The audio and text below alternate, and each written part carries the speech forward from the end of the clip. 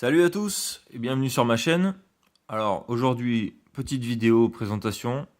Un petit couteau que j'ai acquéri en Auvergne.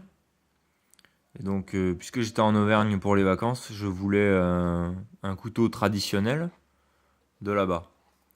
Donc, il s'agit d'un tiers arbalète. Donc, je ne connaissais pas. Je connaissais les tiers, bien sûr. Mais à l'arbalète, je ne connaissais pas. Donc, je vous présente la petite boîte. Bon, une boîte somme toute classique, hein, jolie, noire comme ça, un peu texturée. Voilà, une petite boîte. Donc voilà, dans quel type d'emballage vous achetez le couteau. Et donc, quand on ouvre, nous avons la bête. Donc, il s'agit d'un pliant artisanal. Donc, le voici. Hop. Et donc, c'est dessiné et réalisé par Monsieur Jeunesse David, coutelier créateur, et aussi sa carte de visite.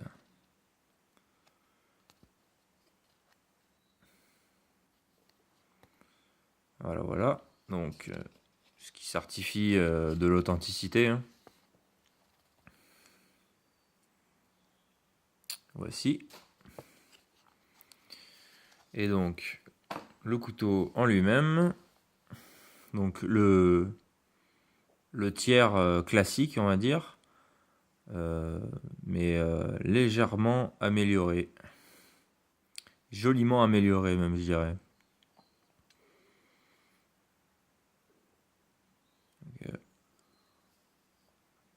Regardez, regardez-moi ce joli travail de guillochage sur le manche et sur la lame. Et même à l'intérieur, là, les inserts, tout est joliment travaillé. Donc c'est un cran forcé, comme la plupart des couteaux traditionnels français.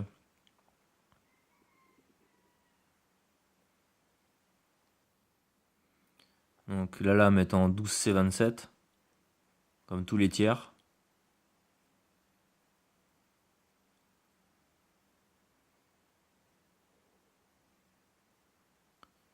Donc elle fait une longueur de 9 cm. Longueur ouverte, on a un couteau de 21 cm. Et fermé, on a un couteau de 11,8 cm. Un petit couteau de poche, hein, un petit couteau classique.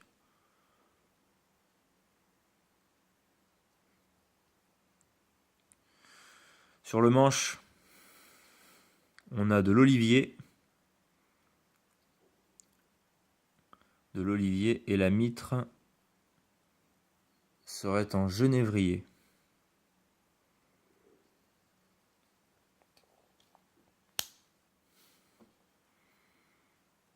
Donc très belle réalisation, hein. Vraiment un joli couteau. J'ai pas beaucoup de couteaux traditionnels comme ça, un peu classiques. Je suis plutôt d'habitude dans les couteaux un peu tactiques, les Spyderco, les Benchmade, tout ça. Mais j'avais envie de changer un peu et d'avoir un couteau artisanal français qui plus est. Donc là, on est sur vraiment quelque chose d'artistique. Hein. Vraiment quelque chose de très joli, très bien fini. Et la particularité des tiers, c'est que en le fermant, il y a un système qui permet à la lame de ne pas aller taper au fond. Vous voyez, il y a ce petit système, en fait, il y a un ressort. Et si vous la fermez un peu violemment, ça protège votre tranchant, ça va éviter qu'il vienne taper au fond de la gorge. Là. Voilà, c'est la particularité du tiers d'après la vendeuse. Voilà.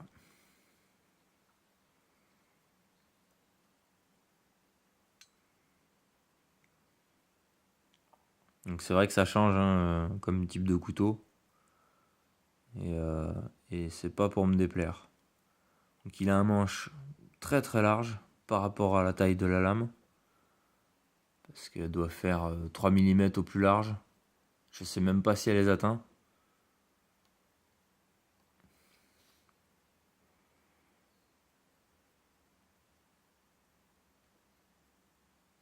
Regardez ce travail sur la lame. Je trouve ça assez impressionnant quand même. Cette minutie. C'est vraiment très beau.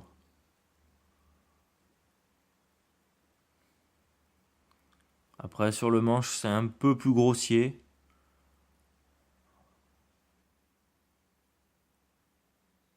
Mais c'est quand même joli. Hein. Quand même très très beau quoi.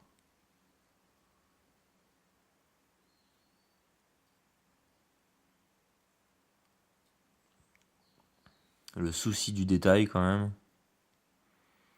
Donc le 12C27, pour ceux qui connaissent pas, c'est un acier inoxydable qui se classe dans une assez bonne catégorie quand même. C'est quand même un bon acier, sympathique, facile à reprendre et donc inoxydable qui ne rouillera pas. Une émouture plate d'une finesse avec une pointe très très fine. C'est tout le couteau est d'une grande finesse hein, de toute manière, hein. Au sens propre comme au figuré, hein. À part le manche qui est très large. Voilà, c'est vraiment un joli petit couteau. Avec, j'ai dû rajouter un peu pour m'offrir un étui pour pouvoir le porter, parce qu'il n'est pas vendu avec. Donc il s'agit d'un étui cuir, somme toute banal lui aussi, hein, un étui un peu style chaussette avec juste un petit passant comme ça dessus pour pouvoir le fermer, une pression. Donc voici la marque. Je ne connais pas, mais bon, quand même saluer la marque et les personnes qui se trouvent derrière, sachant que donc Max Cap de Barthes, il s'agit peut-être d'un artisan. Je vous avoue que j'ai pas fait de recherche. En tout cas, c'est fabriqué en Aveyron.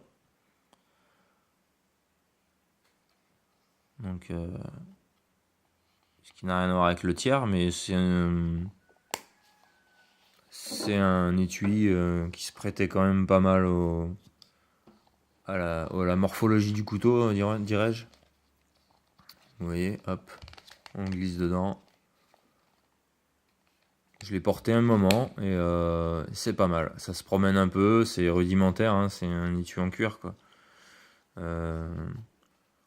J'aime autant avoir un couteau dans la poche avec un clip ceinture, mais ça change un peu. On a ça à la ceinture, bon, ça change. Faut voir d'autres choses un peu. Voilà, donc on l'a à la ceinture, on l'ouvre, on sort le couteau.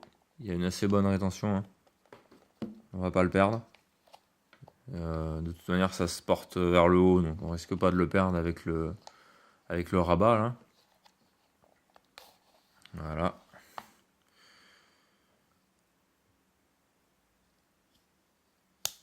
Donc voilà, je tenais à vous présenter ça. C'est un petit souvenir de vacances. À chaque fois que je vais quelque part, j'essaye de dénicher un couteau un peu particulier quand même. Pas les premiers venus, les trucs souvenirs, bateau quoi. Là, on est quand même sur quelque chose d'artisanal, de assez qualitatif quand même.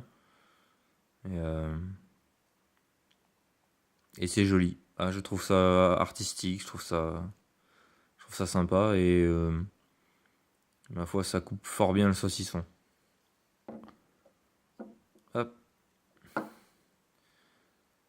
Donc écoutez, je vous remercie d'avoir regardé la vidéo. Petit pouce bleu si ça vous dit. Abonnez-vous si ça vous dit.